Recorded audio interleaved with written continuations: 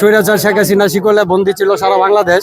আমরাও তাদের নির্যাতন নিপীড়নের মধ্যেই ছিলাম। চাঁদাবাজ দুর্নীতি মুক্ত আমরা সুন্দর একটা ছাত্রদল করতে চাই, কোনো টেন্ডারবাজ এই ছাত্রদলে রাখতে চাই না।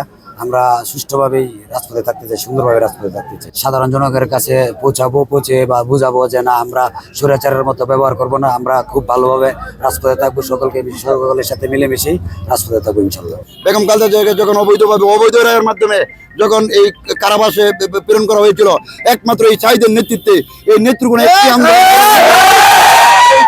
আন্দোলনের পরিপ্রেক্ষিতে এখানে আমাদের ছাত্রনেতা আমজাদকে ক্রস ফায়ারে দেওয়া হয়েছে।